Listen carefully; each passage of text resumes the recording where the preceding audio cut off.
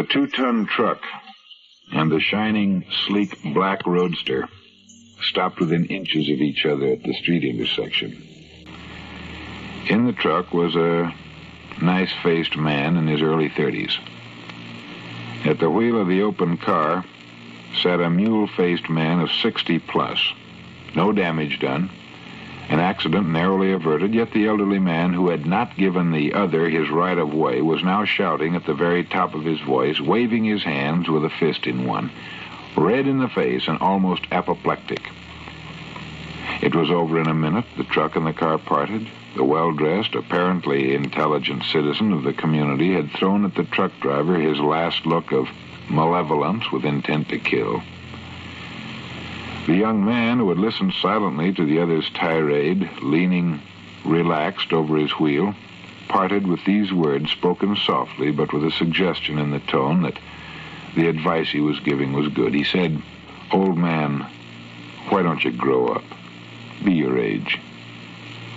The advice was excellent, but I'm afraid it came too late. The man in the roadster had grown up all right, but lopsidedly. There are many ways of growing up and becoming a well-angled individual.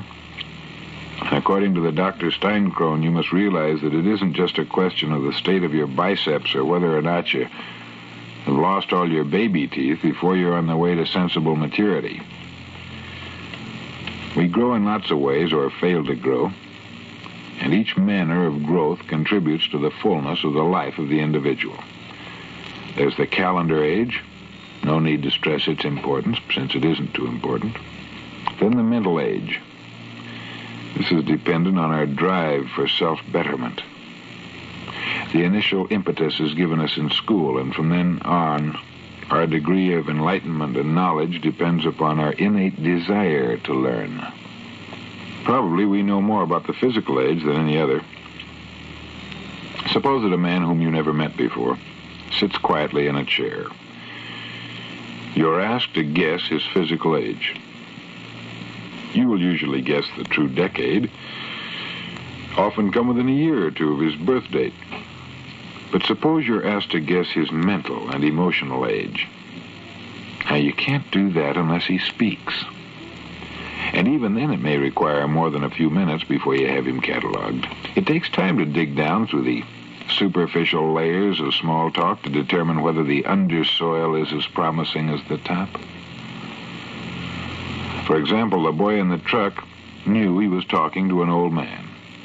Even a baby knows whether it's looking at a granddad or at a boy across the street. But the young man in the truck had also divined something else. He knew at once that this older man was emotionally below par. So you can see there's more to growing up than just living, just getting smart, just being healthy. There's the emotional side, which is so important. And without its full development, there's an extreme difficulty in adjusting ourselves to the social life around us. It's well to remember that people's reactions are dictated by their states of mind and health. To be emotionally grown up is to learn not to get in the habit of taking everything as a personal insult. That man in the roadster probably argued with people all day because he thought they were picking on him. People don't pick on strangers. It just happens that the strangers get in the way of their feelings. And so we must train ourselves when young to be tolerant of others. We should intuitively, in all our human relations, each time step over into the other fellow's shoes, which is just the good old golden rule. For instance, don't laugh at people's peculiarities, because remember that after all, you yourself are a packet of subconscious reactions. That we're creatures of habit is another way of saying that often we're nothing but puppets who dance this way and that to the pull of the strings. Sometimes we can rear back and cut the strings. Usually, however, we go through life making the same motions. Live and let live is a good rule in all human relationships. It's invaluable when you're contending with the idiosyncrasies of your older fellow man. His habits have had time to gel. George Amos Dorsey wrote, "Normal old age should be only less delightful than youth. But premature senility is plain tragedy. I spoke with a middle-aged man a few days ago who's a good example of this tragic figure Dorsey wrote about. I knew before we'd talked more than a few minutes that he'd fit into this classification because of this statement. He said, "You know, I don't see why you spend so much effort in writing books which hope to prolong people's lives. You make life seem too important. As for me, I don't care if I die tomorrow," he said. Now, that immediately classified him in my mind as an unhappy man. And for a very old person to make such a statement may at times seem excusable. However, when a man in the 40s says it, then he's prematurely old. I think one of the chief manifestations of premature aging is this willingness to throw in the sponge, this perfectly unnatural acquiescence to surrender a great part of the few billion seconds we were given at birth. For only a man beaten in spirit, one in whom the daily waking is just another one of those days, can admit to a willingness to surrender this spirit. Have you given much thought to the fact that you create yourself? You do to an altogether unsuspected extent, simply by the choices you make, by the things you decide to do or decide not to do. As Kierkegaard well said, the self is only that which it is in the process of becoming. So it is that an adult can stand in front of a full-length mirror and take a good long look at what he's created. We leave home and we form ourselves into new people, and we learn, as Thomas Wolfe learned, that we can't go home again, that we don't fit as well as we used to. We wonder after a visit as we leave to regain our own lives what happened, if something is wrong, what the strangeness was. It's simply that we're different now, and going back home again is like trying to get a 2-year-old shoe on a teenager. It's not going to fit anymore. We've shaped ourselves into new people, and we've done so by our own decisions. There's no going back, of course, and I guess most of us wouldn't want to, even if we could, although we're acutely conscious of mistakes we've made. We have to remember that each of us is new at this business of living and content ourselves with the fact that most of us have plenty of time to make good decisions in the future. If there's a rule in making decisions, I suppose it would be to listen to that inner voice and try to make decisions that tend to be growth-oriented. There's really no standing still, even if we'd like to. I wonder how many mothers in poor families have said to their children, "I want you to get an education and make something of yourselves." That old term, make something of yourself, carries with it the clear message that we invent, that we make, we create ourselves. I do think, however, that most really try to play it safe. That is, select those decisions which seem to carry the least risk of failure, and by so doing live out their lives well below their real potentials as persons. Sayings such as, "I'm not going to stick my neck out," and "don't rock the boat," to say nothing of the popular "take it easy" and "never volunteer," all indicate a reluctance to live fully extended or at the leading edge of life. In business, every time a suggestion is made that involves any sort of innovation, some old-timer will ask, well, who else is doing it? He needs reassurance that the idea is not completely new, that it's been tested by someone else before he'll venture a yes vote. Professor Sidney Hook writes, "My observations lead me to the conclusion that human beings have suffered greater deprivations from their fear of life than from its abundance." If any organism fails to fulfill its potentialities, it becomes sick, just as your legs would wither if you never walked. But the power of your legs is not all you would lose. The flowing of your blood, your heart action, your entire organism would be the weaker. And in the same way, if man does not fulfill his potentialities as a person, he becomes to that extent constricted and ill. This is the essence of neurosis. The person's unused potentialities. Now, I think that that's worth our making a mental note about. Think of that. This is the essence of neurosis. The person's unused potentialities. Blocked by hostile conditions in the environment, past or present, and by his own internalized conflicts, turn inward and cause morbidity. Now, here's something that William Blake said that I think we ought to have printed and emblazoned on our wall. Energy is eternal delight, said William Blake, and he who desires but acts not breeds pestilence. Now, I'm going to repeat that. Let's all remember that, because, golly, that could change a person's life, huh? Energy is eternal delight. And he who desires but acts not, in other words, does nothing about his desires, breeds pestilence. Kafka was a master at the gruesome task of picturing people who do not use their potentialities and therefore lose their sense of being persons. And the chief character in The Trial and in the Castle has no name. He is identified only by an initial, a mute symbol of one's lack of identity in one's own right. And in the staggering and frightful parable Metamorphosis, Kafka illustrates what happens when the human being forfeits his powers. Now, the hero of this story is a typical, empty, modern young man who lives a routine, vacuous life. In this case, he's a salesman, returning regularly to his middle-class home, eating the same menu of roast beef every Sunday while his father goes to sleep at the table. The young man's life was so empty, implies the author, that he woke up one morning no longer a human being, but a cockroach, because he had not fulfilled his status as a man. He forfeited his human potentialities.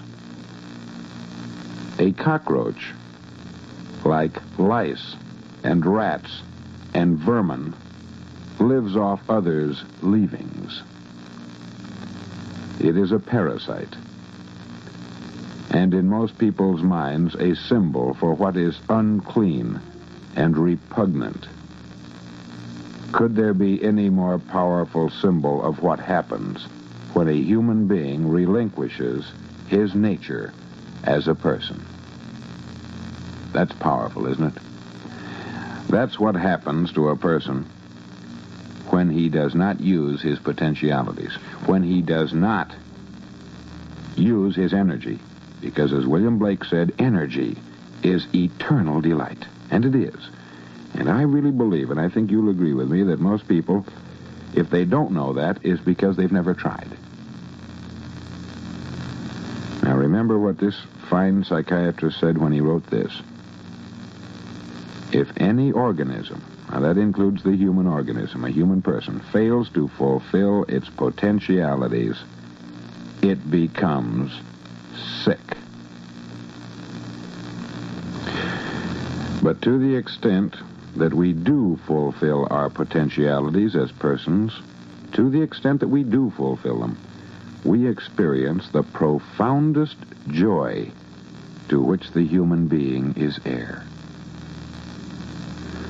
When a little child is learning to walk up steps or lift a box, he'll try again and again, getting up when he falls down and starting all over again. And finally, when he does succeed, he laughs with gratification. And his expression of joy is in the use of his powers.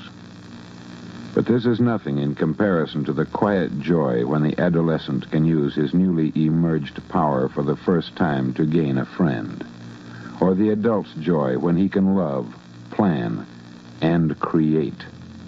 Plan and create. Joy is the effect which comes when we use our powers. And here's something I liked very much. Joy, rather than happiness, is the goal of life. For joy is the emotion which accompanies our fulfilling our natures as human beings. It is based on the experience of one's identity as a being of worth and dignity, who's able to affirm his being, if need be, against all other beings and the whole inorganic world. This power in its ideal form is shown in the life of Socrates, who was so confident in himself and his values that he could take his being condemned to death not as a defeat, but as a greater fulfillment than compromising his beliefs. Now, we're not trying to imply that such joy is only for the heroic and the outstanding. It is as present qualitatively in anyone's act, no matter how inconspicuous, which is done in an honest and responsible expression of his own powers. Well, now that's the point I wanted to make. This was written by Dr. Rollo May and is in the book Man's Search for Himself, published by Norton, which is considered a classic in its field. Lin Yutang, the famous Chinese philosopher, wrote, "We do not know a nation until we know its pleasures of life, just as we do not know a man until we know how he spends his leisure.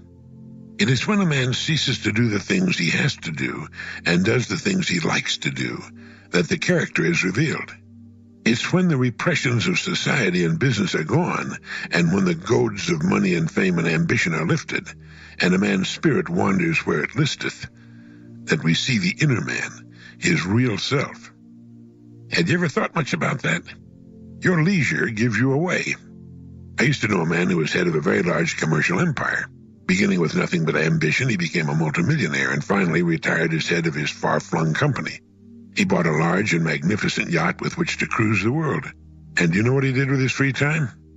He read salacious paperbacks and got falling down drunk and had to be carried unconscious to bed every night. He's dead now. His leisure gave him away. There was nothing there, just nothing at all. He was a one-idea man. Once he was away from that idea, he was a lost child in the wilderness. He didn't enjoy his yacht or his time.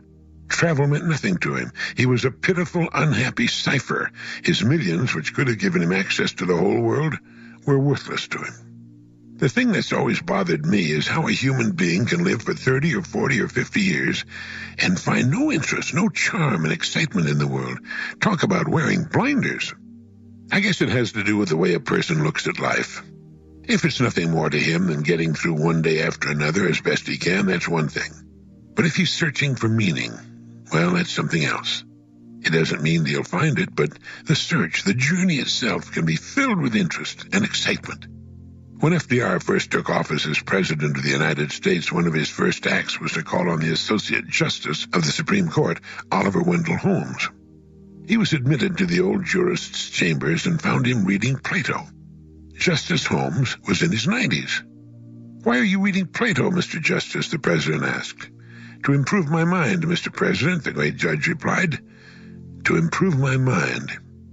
What do you do with your leisure time? It's a good idea to examine carefully this important segment of your life. It exposes the real person, but not the finished person. We can change. We can, like Justice Holmes, still be growing and improving our minds at 92. I don't mean we need to read Plato, although it's an excellent idea, but to find fulfillment, meaning, and interest, we need to grow towards something.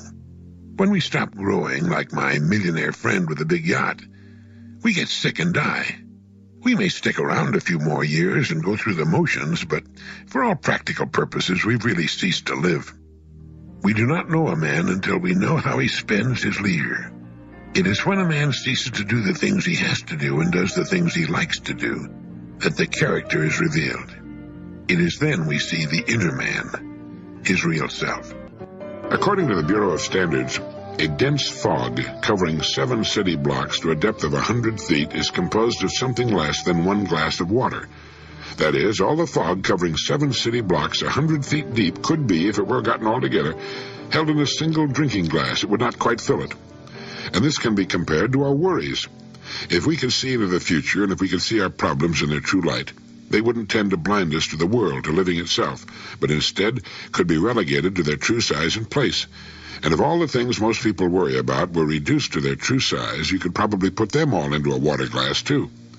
It's a well-established fact that as we get older, we worry less. We learn that with the passing of the years and the problems each of them yields, that most of our worries are not really worth bothering ourselves about too much, and that we can manage to solve the important ones. But to younger people, they often find their lives obscured by the fog of worry. Yet here's an authoritative estimate of what most people worry about. Things that never happen, 40%. That is, 40% of the things you worry about will never occur anyway. Things over and past that can't be changed by all the worry in the world, 30%. Needless worries about our health, 12%. Petty miscellaneous worries, 10%. Real, legitimate worries, 8%. Only 8% of your worries are worth concerning yourself about. 92% are pure fog with no substance at all. But how do you know which is which? Well, it seems the first thing to do is to stop concerning yourself with things which have already happened and about which there's nothing you nor anyone else can do. Forget them. This is the one that the experts claim does most to wreck marriages. The wife or husband will nurse and cling to things which have happened or have been said in the past and keep exhuming them like desiccated corpses. If the collection gets large enough, and it could easily get large enough in even the best of households, if a person never forgets every little slight or oversight or word spoken in impatience or anger, the marriage will wind up on the rocks. The largest cause of all arguments in the home, incidentally, is worry about money. And this wouldn't be such a problem. In fact, it could be a source of gratification if we could just learn to live within our means and save a part of every dollar we earn. It isn't easy, but it will get rid of the worries and most of the arguments about money. Ben Franklin said there are two ways of solving money problems. Augment your means, that is, make more money, or diminish your wants. Either will do. But the best plan of all is to do both at the same time. Think of ways to earn more money and diminish your wants. In this way, you'll live well within your means and always have a nice surplus of money. People will say that isn't easy. What's easy? What that's worthwhile is easy. It's said that work never killed anyone. It's worry that does the job. Take the fog of your worries and put it where it really belongs, in 8% of the space it's now occupying. Easier said than done, but possible.